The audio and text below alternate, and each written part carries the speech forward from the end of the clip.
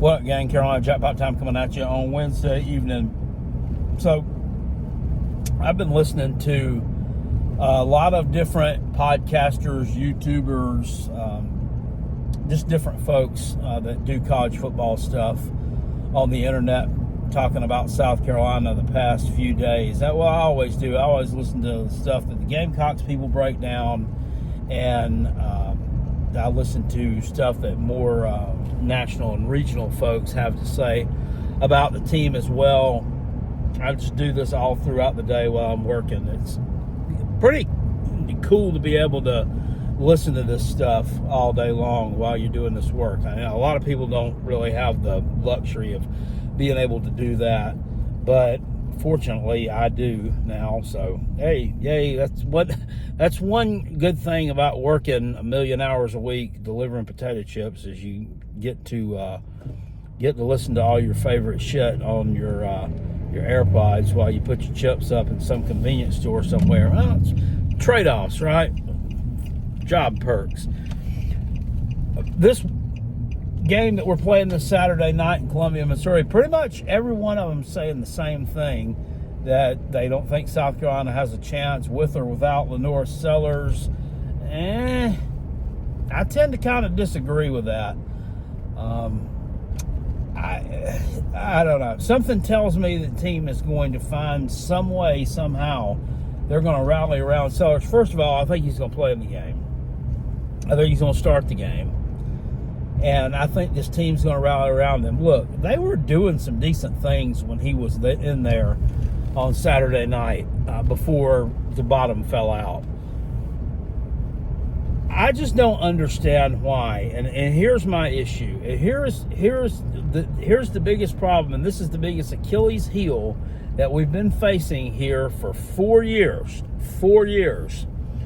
And to be quite frank with you, it wasn't great before then, is this offensive line. I don't understand why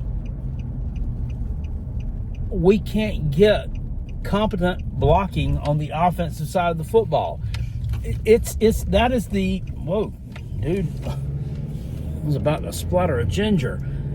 That is the foundation of your football team, is your offensive line. Well, both of your lines of scrimmage, actually.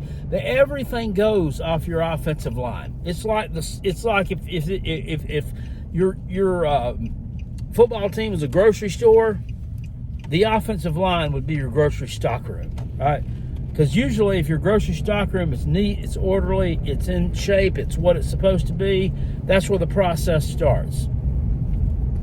And if that process is clicking, everything starts clicking. Well, same thing with the offensive line. If the offensive line is disjointed, you're going to be at a major disadvantage on both sides of the ball. It's going to keep your defense on the field longer. That's how it affects your defense, right? So I don't understand what the issue is here with why we cannot seem to get it right. Is the coaching staff just this bad? I mean, and how can one set of offensive line coaches, or just mainly one offensive line coach at one SEC school, be so much worse than the offensive line coach at other SEC schools, and nothing being done about it? I don't understand that. I don't understand not holding someone accountable, or somewhat holding them accountable, to do their freaking job. And I know that South Carolina has the talent on their offensive line unit to be able to compete. They've went out and grabbed some transfers who had high marks at other schools. They've recruited well. They've recruited 4-star players. They've recruited players that are almost 5 stars. They got one that plays tackle right now that's a fringe 5-star from 2 cycles ago that was starting as a true freshman that has regressed. This year. So, I mean, I don't understand if it's the offensive coordinator. I don't know if it's the offensive line coach. I don't know if it's a combination of both. Do they just allow these guys to be soft? What the hell is the problem? I don't understand it. It's not that complex. Okay? It can't be. It can't be that complex. I mean, is it an issue of softness? Is it an issue of technique? Or is it an issue of just not understanding what your assignments are and what you're supposed to be doing? Your center is in charge of your offensive line. Your center is the quarterback of your offensive line. He feeds off of the quarterback also. But guys, at some point here, this shit's got to stop. This shit's got to stop. These guys have got to start opening some holes up for these running backs. They've got to start protecting this quarterback, or they're going to get him killed. They're going to get him killed. Like the hit that knocked Sellers out of the game on Saturday night, when former Gamecock quarterback Stephen Garcia was watching that, and he was commenting today on a little podcast I was watching, where they asked him some questions about this deal, and he said it looked like that was where the right guard should have fanned out to the right and picked up that guy, but he didn't. But then again, he said, but that may have not have been the call for him because he knew what should have happened there, but he didn't want to throw that kid under the bus either. So he won't say, he's got an opinion. If you've ever watched his stuff, it's on the Chief Sports, South Carolina. They feature him on there ever so often.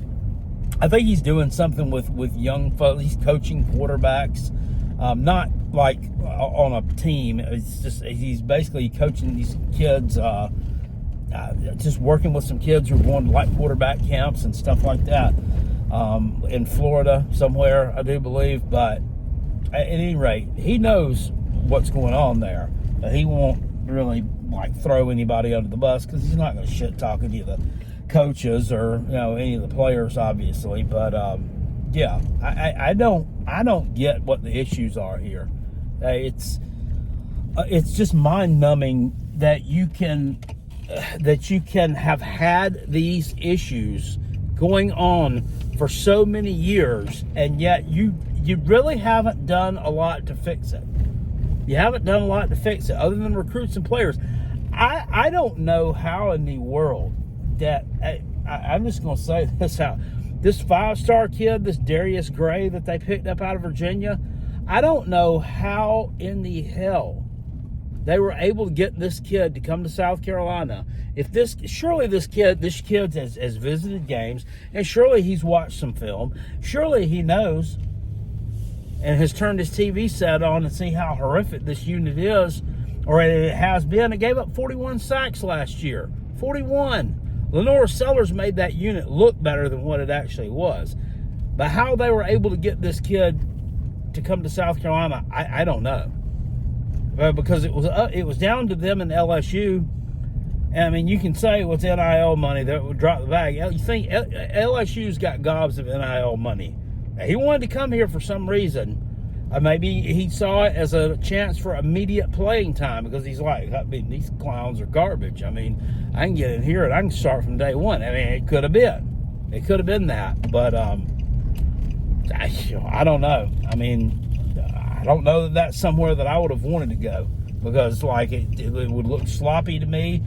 Not where it's a place that's conducive to coaching me up to my abilities. And that's sad to say.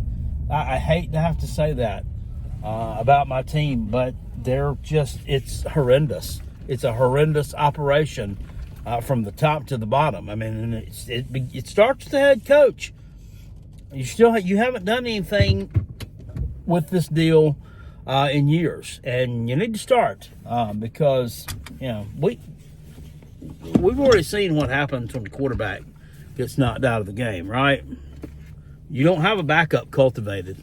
You don't have anybody ready to go. And like Stephen Garcia was saying, there's a reason why Aaron Noland was not playing. Everybody's calling for Aaron Noland, and I was too. There's a reason why Luke Doty is your second best option. There's a reason why. So is it coaching there with Aaron Noland and Cutter Woods that they're not ready and they're not ready to go yet, or they're just not that good?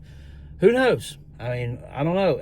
I'm curious to hear what anybody else has heard about these individuals and why they may not be able to to be able to go. And I mean, if Lenore Sellers can't play, I mean, you're not going to send Aaron Noland out to start at Missouri in his first game. I mean, you just wouldn't do that. I mean, that would be football suicide. I mean, for your team, you just wouldn't do that. But I do think it's interesting. It's why we seem to have had a problem cultivating backup quarterbacks for a long time, other than Lenoris. In 2023, he was the backup to Spencer Rattler, and he looked great whenever he got the chance to play. And there were several points during the season when I thought that, God almighty, I was like, I wish they could stick him in there for a few plays to get some reps. And I'm not exactly sure how much of his eligibility redshirt stuff he used up by that point, but I was like, dang, as hard as Spencer Rattler was getting hammered at that Clemson game, I'm like, man, it'd be nice if they could stick him in there, get him a little bit of, maybe give us a little bit of a shot in the arm. Who knows, because nothing happened when Spencer was in there, because once again, nobody was blocking for him. He was getting killed. So this has been a problem for years, and it's cost us. There's no telling how many. If you could go back and look, there's no telling how many victories that unit being shitty has cost South Carolina. There's no telling how many yards throwing the football, how many yards rushing the football have been left on the table because that unit has been shitty, and you took sack yardage instead, or tackle for loss yardage on your running backs. This is mind-blowing. I'm just interested to see what anybody else thinks there, because for one, I'm sick and tired of it, man. I mean, these guys performed at a high level in high school, okay? Hair in my mouth. Nobody would have recruited them if they were a bitch made bitch out of high school. What made them turn into that, or are they just not being coached well? Your thoughts. I'll see y'all later. Appreciate your peace. I'm out. Go Gamecocks.